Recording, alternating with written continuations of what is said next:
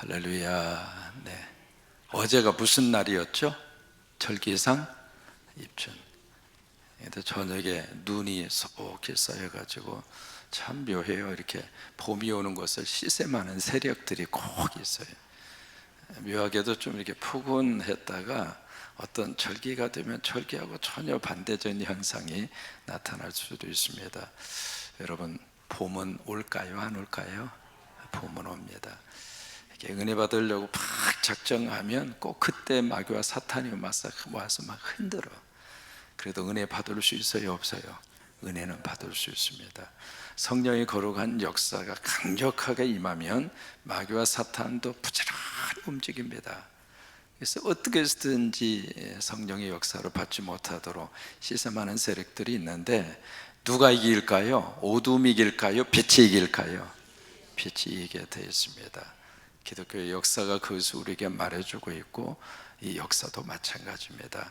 하나님은 살아계셔서 우리 가운데 함께 하시고 시샘하는 이 세력을 여러분들이 다 믿음으로 이기셔서 날마다 예수님 안에서 승리하시기를 주의 이름으로 축원합니다. 베드로 사도를 통해서 성령께서 베드로 전서와 후서라고 하는 말씀을 우리에게 주십니다. 1차적인 이 편지를 받는 대상들은 베드로 전서 1장 1절에 있는 대로 본도, 갈라디아, 갑바도기아, 아시아, 비두니아. 지금으로 말하면 이렇게 이해를 하시면 됩니다. 유럽과 아시아를 잇는, 지금으로 말하면 투르키예가 되겠죠. 투르키예하고 그리스를 이어가는 큰 그 바다가 에게해입니다. 어떻게 기억하시냐면 에게게게 그러면 기억이 나요. 에게해라고 하는 그 바다, 그 바다를 사이에 두고 건너편이 그리스, 그 다음에 건너가기 전이 투르키예입니다. 그리고 이제 어느 쪽에는 위로 이렇게 올라가시면 지금 이제 우크라이나하고 러시아하고 전쟁이 벌어지고 있는 그쪽 지역에 큰 바다가 있습니다. 그 바다가 흑해라고 하는 바다입니다. 두 군데 바다를 기억을 하시고, 이게 본도나 갈라디아는 이제 흑해 쪽에 있고요, 갑바도기아, 그 다음에 아시아, 비두니아는 이 에게해 쪽에, 에게해라고 하는 바다 쪽에 붙어 있습니다. 이제 그쪽 지역에 지금 있는 성도들인데, 어떤 성도들은 흩어진 나그네라고 그랬습니다. 이제 그들에게 이제 3년 전 사도 베드로는 베드로 전서를 써서 그들에게 보냅니다. 이제 그 당시의 교회는 어떤 모습이었는가? 지금 우리가 생각하는 것처럼 뭐 조직이 되어져 있거나 뭐가 갖추어져 있거나 그렇지 않는 시대예요. 이제 막 복음이 들어가서 복음 안에서 예수 그리스도를 알게 되고 신앙의 공동체가 이제 막 형성이 되는 어린 아이와 같은 그런 시절이거든요. 이제 그런 상태 속에 있는데, 베드로 전서 첫 번째 편지를 써서 보낼 때에는 외부로부터의 공격과 외부로부터의 박해가 엄청났습니다. 그러니까 막 이제 시작하는 이 교회 공동체, 이제 신앙생활을 시작하는 새 가족이나 마찬가지인데, 그렇게 어려운 그런 시절이었거든요. 근데 그들에게 이 편지를 써서 보내면서 그 박해와 환난 속에서 흔들릴 수는 있지만 뿌리째 뽑히지는 말아라. 그러면서 이제 그들을 위로하고 그들을 격려합니다. 이게 밖으로부터의 어떤 공격이 들어오잖아요. 그러면 참 묘하게 내부적으로는 결속이 됩니다. 가정도 마찬가지거든요. 가정적으로 여러 가지 힘든 일이 외부로부터 이렇게 공격이 들어오면 그 가정의 식구들이 하나가 돼요. 어떻게든지 하나가 돼서 이기고 극복하고 그런 마음이, 그런 현상들이 나타나게 되는데, 교회도 마찬가지입니다. 외부로부터 이 공격이 팍 들어오니까 이 교인들이 하나가 된 거예요. 성광교회는 항상 하나가 되십시오. 믿음 안에서 하나가 되시고, 사랑 안에서 하나가 되시고, 성령 안에서 하나가 되시고, 그래서 이제 하나가 딱 되면서 이 베드로 전서의 말씀을 그들에게 딱 주면서 우리의 소망은 하나님이다, 우리의 희망은 예수 그리스도다, 이제 그 메시지를 베드로 전서를 통해서 그들에게 줍니다. 그 다음에 3년의 세월이 지났어요. 이제 두 번째 편지를 써서 보냅니다. 왜 그랬을까요? 3년의 세월이 지나는 동안에 교회가 어느 정도 안정이 됐습니다. 그리고 교회가 부흥이 됐죠. 어느 정도 교회 공동체가 형성이 된 거예요. 여러분, 복음이 그 교회 안에 있으면은요, 그 복음이 그 교회를 자라게 합니다. 우리가 열심으로 해서 전도하고 그리고 사람들을 데리고 오고 그렇게 해서 우리가 부흥이 되는 것처럼 보일지 모르지만 그것은 보이는 하나의 현상이에요. 성도들에게 믿음이 자라게 하고 그 교회의 공동체가 든든하게 세워져 가는 가장 큰 이유는 복음이 그 안에 있을 때, 여러분, 우리 안에 생명이 있을 때 정상적인 생활을 할 수가 있잖아요. 그런 것처럼 교회도 마찬가지입니다. 그래서 흩어져 있는 이 나그네의 삶을 사는 그 모든 작은 공동체들이 믿음 안에서 든든하게 세워져 가게 된 거예요. 근데 이제는 무슨 문제가 생겼는가? 오늘 여기에 거짓 선지자가 나옵니다. 그리고 두 번째, 거짓 교사가 나옵니다. 여기 뭐가 이게 교회 안에 이렇게 나오게 됐느냐면 거짓 교사들이 교회 안에 생기게 될 것이다. 우리말 번역에는 이게 잘 안 나와 있습니다만은 과거의 백성들 속에 거짓 선지자들이 있었던 것처럼 그건 과거입니다. 앞으로 너희 중에 교회 공동체 속에 교회 안에 거짓 교사들이 생겨나게 될 것이다. 미래형으로 되어져 있습니다. 구약의 역사를 쭉 이렇게 들여다보면 거짓 선지자들이 참 많았거든요. 즉 그랬던 것처럼 앞으로 너희 교회 속에, 너희 교회 공동체 속에 거짓 교사들이 나타나게 될 것이다 라는 말씀을 이들에게 해줍니다. 그래서 1절의 말씀을 같이 한번 보시겠습니다. 1절의 말씀 같이 한번 읽으실까요? 그러나 백성 가운데 또한 거짓 선지자들이 일어났었나니, 그렇게 돼 있죠? 과거에 그런 일이 있었다 이 말이에요. 그런 것처럼 이와 같이 너희 중에도 거짓 선생들이 있으리라, 미래형이라 이 말이에요. 그러니까 지금 그들 속에 거짓 교사들, 거짓 선생들이 지금 나타나기 시작을 한 거예요. 여러분, 참 묘합니다. 여러분, 가짜가 세상에 있을까요, 없을까요? 진짜만 있는 게 아닙니다. 항상 가짜가 판을 칩니다. 이게 달러를 보더라도요, 위조 화폐, 그러니까 달러 가운데 위조 달러가 굉장히 많이 성행이 되고 있습니다. 그런데 이 가짜가 참 묘해요. 북한 돈을 가져다가 위조 북한 돈 만드는 사람이 있을까요? 그 만들어봤자 어디 가서 써먹었어요? 이 세상에 가장 많은 위조 화폐는 뭐가 있느냐면 뭐가 있을 것 같아요? 왜 그럴까요? 달러의 가치 때문에 그래요. 그것은 위조를 해서라도 이 달러를 들고 있으면 만약에 상대가 속아준다면 이 달러의 가치가 있잖아요. 그러니까 달러에 목숨을 걸고 그리고 위험을 무릅쓰고 이 달러 위조 지폐를 만드는 거예요. 마찬가지입니다. 여러분, 이 많은 가짜 중에서 가장 많은 가짜가 있는 종교가 어느 종교일 것 같아요? 기독교예요. 물론 다른 종교에도 가짜가 그렇게 많아요. 왜 그러냐면 이 복음 안에 진리 속에 큰 가치가 있으니까. 그러니까 가짜를 만들어낼 만한 가치가 기독교 안에 있으니까. 다시 말해서 진짜가 너무나 좋으니까. 근데 위조 화폐를 이렇게 분별할 때 어떻게 하는 줄 알아요? 막 가짜를 갖다 놓고 이게 위조 화폐라고 그런 식으로 이 가짜 달러를 구별하지 않습니다. 위조 화폐를 자꾸 보여주는 것이 아니라 진짜를 보여줘요. 진짜 달러를 만지게 하고 진짜 달러를 연구하게 하고, 이게 형광펜으로 어느 한 부분을 쭉 그으면 거기 어느 정도 나타납니다. 가짜인지 진짜인지가. 아니면 이제 이렇게 불에다 이렇게 비춰보면 진짜인지 가짜인지를 분간할 수 있습니다. 그러니까 가짜를 연구하게 하는 것이 아니라 진짜를 더 가까이 하게 하는 거예요. 그렇게 해서 유조화폐를 분간을 하거든요. 마찬가지입니다. 여러분, 복음 안에만 있으면, 복음 안에 있으면 진짜와 가짜가 구별된다 이 말이에요. 자꾸 가짜를 연구하고 가짜를 가까이 하고 가짜의 내용에 우리가 주목할 필요가 없어요. 말씀 안에만 들어오면 돼요. 진리 안에만 들어오면 돼요. 그러면 가짜는 자동적으로 분별이 된다 이 말이에요.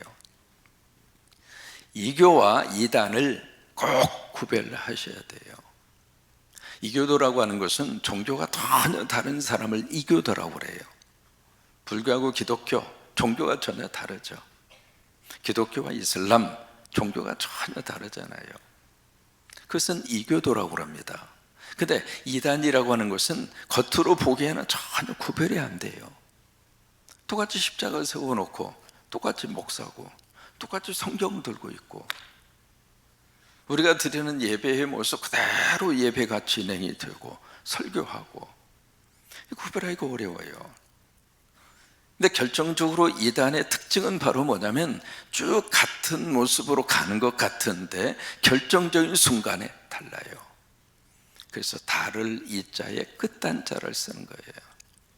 그러니까 이단은 자세히 들여다보지 않으면 이거 구별해 낸다고 하는 것이 참 쉽지가 않거든요. 이제 오늘 1절 말씀에 처음부터 다시 한번 읽겠습니다. 처음부터 다시 시작. 그러나 백성 가운데 또한 거짓 선지자들이 일어났었나니 너희 중에도 거짓 선생들이 있으리라. 그들은 멸망하게 할 이단을 가만히 이끌어도 그들이 누구냐면 바로 거짓 교사들이라 이 말이에요. 거짓 목사들, 잘못된 지도자들. 그러니까 여기 그 선생이라고 그러니까 꼭 교사들만 말하는 것이 아니라 바로 지도자급에 있는 사람들이에요. 그 사람들이 여기 무슨 짓을 하는가? 멸망하게 할 이단. 다시 말해서 우리를 망하게 하고 우리를 지옥으로 끌고 가게 하고 우리를 죽이려고 하는 그런 이단. 여러분, 이단은 어떤 일이 있어도 우리를 세우는 게 아닙니다. 그러니까 그 이단을 어떻게 끌어들여나는 비밀스럽게 교회 안으로 가지고 오더라 이 말이에요. 아무도 모르게 자기의 정체를 숨기고 누구도 모르게끔 슬쩍 그 교회 안에 이단을 이 거짓 교사들이 잘못된 이 지도자들이 교회 안으로 끌고 들어온 거예요. 끌고 들어와서 그 다음에 자기들을 사신주를 부인하고 여기를 잘 기억하셔야 돼요. 이 자기들이 누구냐면 지금 같은 교회 안에서 신앙생활하고 있는 그 사람들이거든요. 그들 자기들을 샀다. 그 이야기는 누가 샀는가? 예수 그리스도가 어떤 대가를 지불하고 십자가를 지불하고 그래서 우리를 사셨다 이 말이에요. 그것을 다른 말로 구속이라고 그래요. 구속, 그것을 구원이라고 그래요. 내가 구원받았다 그 이야기는요 어느 날 갑자기 툭 하고 떨어진 것이 아니라 내가 지불해야 할 그 대가를 누군가가 지불하고 나를 샀다 이 말이에요. 예수 믿는 사람은 하나님이 누구를 지불하고 우리를 사셨는가? 하나님의 아들 예수 그리스도를. 그러면 100원 주고 사면 얼마짜리예요? 100원짜리죠. 10,000원 주고 사면 얼마짜리예요? 10,000원이에요. 예수님을 주고 사면 얼마짜리예요? 예수님짜리예요. 여러분들은 예수님짜리예요. 보통 분들이 아닙니다. 다시 한번 옆에 분 보세요. 예수님짜리군요. 그러니까 예수님을 값을 지불하고 우리를 사주셨다 이 말이에요. 하나님의 자녀로 어두움에 속해 있었는데 죄에 철저히 묶여 있었는데 하나님이 예수 그리스도를 십자가에서 우리를 위하여 죽으시고 죽게 하시고 값을 지불했다 이 말이에요. 값을 지불을 하고 우리를 하나님의 자녀로 우리를 사주신 거예요. 빛의 자녀로 사주신 거예요. 그 부분을 이렇게 말씀을 하고 있는 겁니다. 그러니까 자기들을 그렇게 사주신 예수 그리스도를 어떻게 하는가? 부인하더라 이 말이에요. 이게 이단들이 가지고 있는 가장 큰 특징입니다. 그 예수님을 부인하고 그 다음에 임박할 멸망을 스스로 취하는 자들이라. 다시 말해 곧 그들에게 임할 멸망을 스스로가 자처하고 있더라 이 말이에요. 목사님 가운데 로이드 존슨이라고 하는 목사님이 계십니다. 그분이 이 베드로서 2장의 말씀을 강의하면서 뭐라고 말씀을 하냐면, 성경 안에서 가장 끔찍한 장면이 베드로서 2장일 것이다. 여기 2장의 말씀을 여러분 이 새벽에 자세히 한번 이렇게 들여다보시면서 이단들에게 하나님이 어떤 심판과 어떤 멸망이 그들에게 있을 것인가, 성경 그 어디에서 찾아볼 수 없을 정도로 그들을 향한 하나님의 존엄한 심판이 선포된 성경이 베드로서 2장이에요. 그래서 1절 말씀에 그들에게 곧 닥칠 멸망, 그 멸망을 누가 주는 것이 아니라 스스로가 지옥 갈 짓을 하더라 이 말이에요.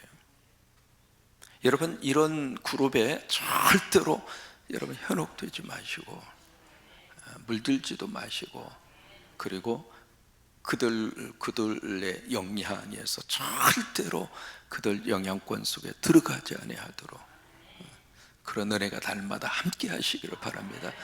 이게 평생 신앙생활 하다가 어느 날 갑자기 한번 잘못 발을 내디디니까 그동안에 신앙생활 했던 모든 것들이 다 무너져 버리는 거예요. 그래서 가면 갈수록 참 목사도 참 신실한 교인 만나야 그 목회를 참 하나님이 기뻐하는 목회를 해갈 수가 있고요. 교인들도 마찬가지입니다. 나를 영적으로 지도하는 그 지도자가 하나님의 말씀 속에 깊이 뿌리를 두고 정말 하나님께서 원하시는 그 목회를 추구하는 그런 목회자를 우리가 만나야, 그래야 끝까지 믿음 생활이 흔들리지 않고 우리가 천국 갈 때까지. 그래서 2절 말씀에 2절을 같이 한번 읽겠습니다. 시작. 여럿이 그들의 호색하는 것을 따르니, 자, 단수입니까 복수입니까? 복수입니다. 여럿입니다. 많은 사람이 현혹되더라 이 말이에요. 참 묘하죠? 이렇게 딱 분별을 하고 그쪽으로 빠지지 않을 것 같은데, 신기하게도 이게요, 공부 많이 하고 적게 하고 아무 상관이 없습니다. 종교가 가지고 있는 가장 강력한 힘이 바로 그겁니다. 그러니까 많은 사람들이 여기에 그들의 호색하는 것을 따르리니, 여기 호색이라고 하는 것은 그들이 지금 이제 완전히 타락하고 부패한 그 행위를 같이 따라가더라 이 말이에요. 이로 말미암아 진리의 도가 비방을 받을 것이다. 그러니까 진리의 도라고 하는 것이, 이것이 바로 우리가 말하는 복음이잖아요. 이 복음이 바로 그들에게 있어서 어떤 취급을 받는가? 복음이 나쁜 평판을 받게 되더라 이 말이에요. 이 악화가 양화를 구축한다. 아마 학교 시절에 사회 시간에 한번 들어본 말일 거예요. 이 악화가 양화를 구축한다, 그런 말이 있거든요. 여러분, 좋은 것이 좋은 것으로 평가받지 못하고 나쁜 것에 의해서 좋은 것이 나쁘다고 평가를 받는 거예요.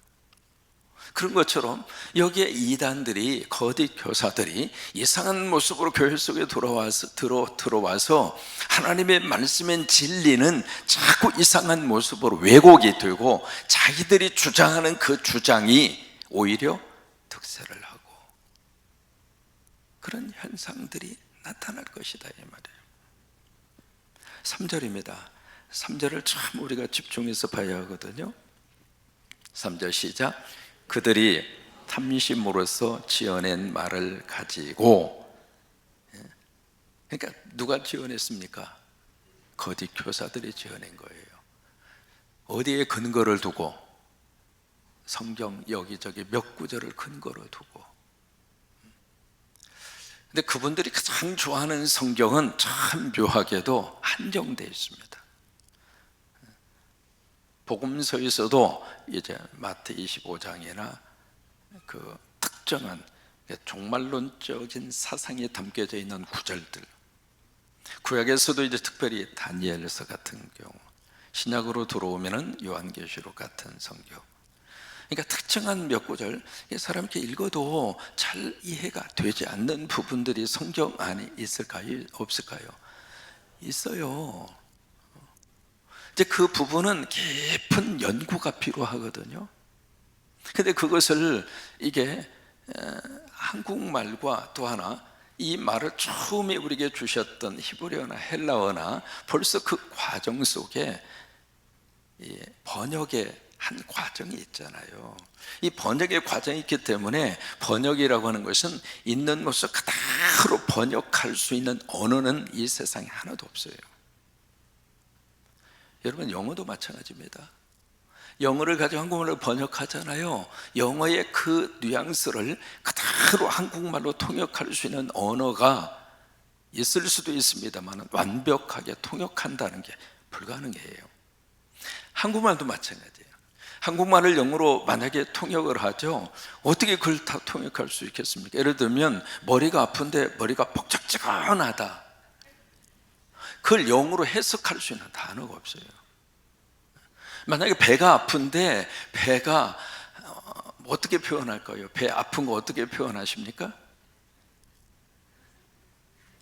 그거요 표현할 수 있는 영어 단어가 없습니다. 우리가 이제 음식에 대한 맛을 표현할 때에도 이렇게 하면서 우리가 가장 많이 쓰는 음식 맛에 대한 표현이 있죠. 시원하다, 그것도 있고 또 뭐가 있죠? 예? 맛깔스럽다. 이래서 설교는 같이 해야 돼요. 그걸 영어로 표현할 수 있는 단어가 없습니다.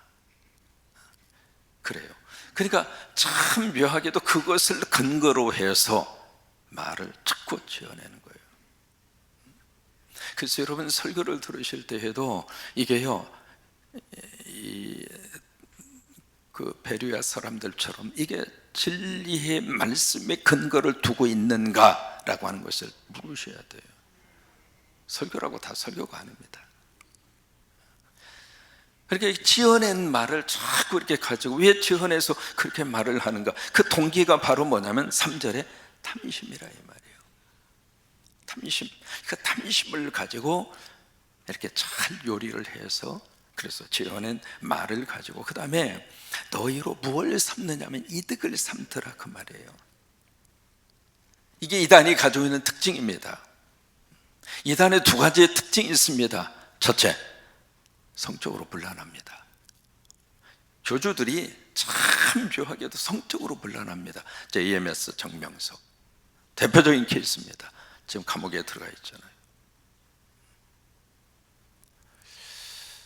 그분뿐만이 아닙니다. 거의 대부분 이단들은 성적으로 불란합니다.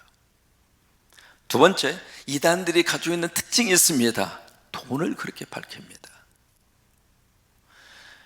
여러분, 막 그냥 성도들이 호주머니를 노리면서 막 어떤 특정한 목적을 위해서 헌금을 강요하고 어떻게 쓰든지 헌금을 쥐어짜내고, 그렇다면 한 번 정도는 여러분들이 한 번 정도는 캐션마크를 붙이셔야 돼요.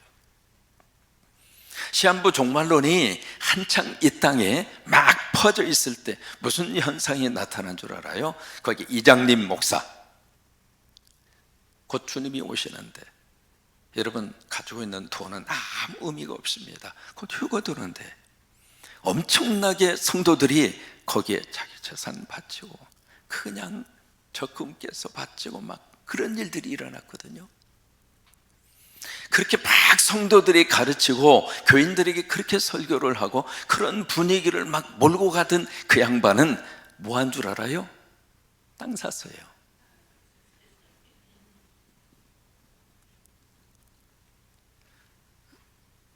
신천지도 마찬가지입니다.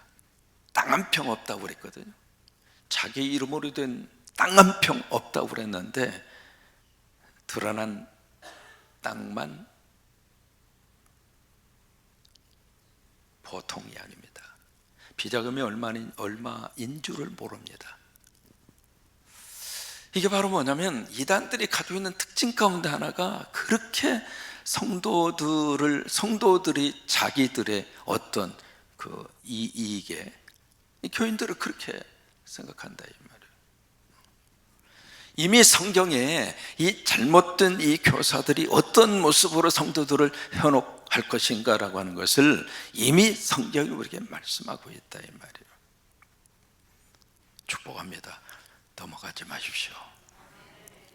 그래, 절대로 여러분들의 영적으로 이게 재산뿐만이 아니라 이 잘못된 이 이단이나 그쪽에 들어가면 영적으로 엄청나게, 그것뿐만이 아닙니다. 가정이 완전히 그냥 부부의 관계뿐만이 아니라 자녀도 그렇고. 근데 이단의 특징이 세 가지가 있습니다. 첫째는 이 교주가 잘 안 죽어. 참 신기해요. 통일교가 막 일어났을 때요, 그 양반이 헬리콥터를 타고 이쪽 지역 일거리에 아마 무슨 시찰차 해서 시찰을 한다고 헬리콥터를 타고 쭉 헬리콥터가 추락을 했는데도 안 죽더라고. 징그럽게 안 죽어. 그게 특징 중에 하나예요. 다 그런 건 아닙니다만은 거의 대부분 다 그래요. 두 번째, 이단의 두 번째 특징, 왜 그렇게 재산이 많아요? 그 재산 모두가 다 누구 거예요? 다 교주 거예요. 교주 그리고 거기에 가족들. 모든 재산상의 이름이 다 교주 거예요. 성광교회 재산은 누구 거예요? 차상령 거? 대표자니까 제 이름으로 돼 있어요. 제가 재산권 행사할 수 있나요? 왜 대답을 안 해서요? 제가 다 할 수 있는 것처럼 착각하시는데 절대로. 재산이 그래요. 또 하나, 그렇게 따르는 사람들이 이렇게 많아요. 여러분, 길거리에 젊은 사람들이 추후나 요즘은 좀 덜 하더라고요. 추워서 그러는지. 길거리에 서가지고 젊은 사람들이 다 어디에서 나온 사람들이에요? 그렇게 그 이단들의 특징 가운데 하나예요. 자, 3절의 말씀 다시 한번 처음부터 있습니다. 그들이 탐심으로써 지어낸 말을 가지고 너희로 이득을 삼으니, 교인들을 자기 이득을 삼을 수 있는 대상으로 밖에는 생각 안 한다 그 말이에요. 그들의 심판은 옛적부터 지체하지 아니하며 과거에도 심판 절대로 지체되지 않았다. 그런 것처럼 그들의 멸망은 잠들지 아니하느니라. 하나님이 그들을 멸망시킬 것이다. 하나님이 그들을 심판할 것이다. 하나님이 그들을 가만두지 않을 것이다. 여기 이 말씀 자체가 굉장히 우리로 하여금 이단이 앞으로 이렇게 되겠구나, 그걸 볼 수 있어요. 여러분, 이단 그냥 사람 많고 재산 많고 교주 오래 산다고 부러워할 필요 없어요. 아멘? 절대로. 그래서 이제 이 성경 말씀을 가지고 지금 제가 창세기부터 시작해서 강해 설교를 거의 이제 마쳐갑니다. 이제 로마서에도 이제 6장 다시 시작을 해서 이제 16장까지 남아 있으니까, 그 다음에 고린도 후서를 가지고 이번에 새벽기도 총진권 사순절 때 고린도 후서를 합니다. 이제 수요예배 시간에 디모데전서, 디모데후서, 그리고 디도서, 필레몬서 이게 가면 거의 끝나고요. 새벽의 시간에 이제 베드로후서 하면 유다서 하나 남아 있고요. 거의 다 끝났어요, 다. 왜 그렇게 고집스럽게 하나님의 말씀 속에 이 강해를 붙잡고 우리가 가기를 원했던가? 이것 때문에 그래요.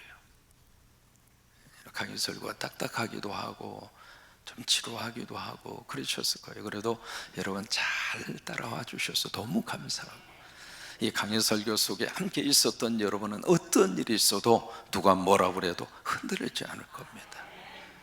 여러분, 내가 속한 교회에서 하나님이 세우신 주의 종을 통해서 말씀 잡수시고 다른 데 절대 발 딛지 마시고, 그래서 검증된 주의 종을 통해서 그리고 말씀 속에서 우리가 신앙생활을 하면 누가 와서 흔들어도 절대로 흔들리지 않아요. 성곽교회 교인들 누가 와서 뭐라 하면 아마 그냥 여러분들이 가만 안 둘 거예요. 그냥 지금까지 들은 말씀과 그리고 지금까지 받은 은혜와 그리고 성령의 진리로 여러분들이 쫙 무장되어져 있어서 건들러 왔다가 오히려 여기 와서 교인 돼 버릴 거예요. 하나님은 그렇게 여러분들을 쓰시기를 바라고, 이제 이 문제는 내일과 모레 두어 번 더 말씀을 함께 나누도록 그렇게 하겠습니다. 아멘.